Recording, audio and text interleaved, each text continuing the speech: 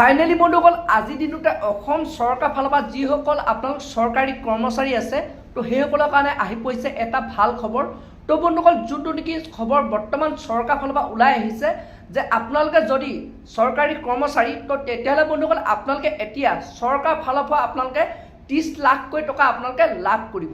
তো বন্ধুসকল আপোনালোক কোনসকল লোকে এই টকাটো লাভ কৰিব তো বন্ধুসকল সবিশেষ আপোনালোকক মই এই ভিডিঅ'তে জনাম আৰু যোনটো নেকি মুখ্যমন্ত্ৰী ডাঙৰীয়াই যোনটো নেকি ঘোষণা কৰিছে তো সেই ভিডিঅ' ক্লিপটো আপোনালোকক মই এই ভিডিঅ'তে দেখুৱাম। তো আপোনালোকে সেইটো কাৰণে ভিডিঅ'টো একেবাৰে স্কিপ নকৰাকৈ আপোনালোকে চাই থাকিব।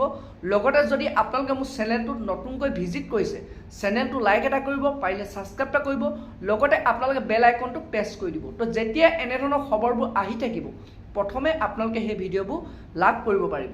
তো বলক বন্ধুসকল আপোনালোকক মই এতিয়া দেখুৱাই আছোঁ যোনটো নেকি মুখ্যমন্ত্ৰী ডাঙৰীয়াই আজি যোনটো নেকি আপোনাৰ চৰকাৰী কৰ্মচাৰীৰ ওপৰত কি নতুনকৈ আপোনালোক ঘোষণা কৰিছে তো বলক এতিয়া আপোনালোকক মই দেখুৱাই আছোঁ। কেইদিনমান আগতে আমি কেবিনেটত সিদ্ধান্ত লৈছিলোঁ যে এই গৃহ ঋণৰ সৰ্বোচ্চ যিটো পৰিমাণ সেইটো 15 লাখৰ জেগাত 30 লাখ টকা হয়।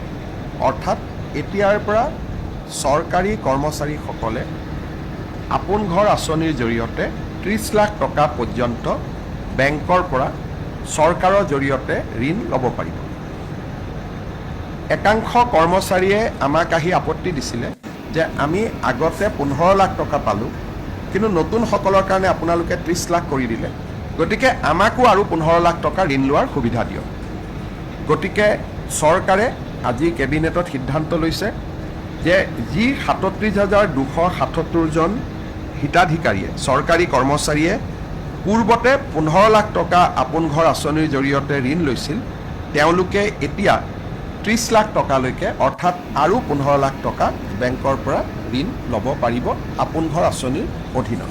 তো বন্ধুসকল আপোনালোকে এতিয়া দেখিলে যে অসম চৰকাৰ ফালৰ পৰা যোনটো নেকি মুখ্যমন্ত্ৰী ডাঙৰীয়াই আজি সেই চৰকাৰী কৰ্মচাৰীসকলৰ ওপৰত কি ঘোষণা কৰিছে কোনসকল লোকে আপোনালোকে এই টকাটো লাভ কৰিব।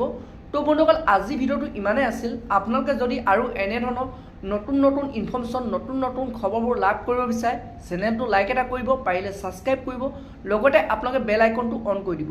তো যেতিয়া এনেধৰণৰ আসাম গভৰ্ণমেণ্টৰ খবৰবোৰ আহি থাকিব প্ৰথমে আপোনালোকে আপোনালোকৰ মোবাইলত সেই ভিডিঅ'টো লাভ কৰিব পাৰিব। তো বন্ধুসকল আজি ভিডিঅ'টো ইমানতে ৰাখিছোঁ।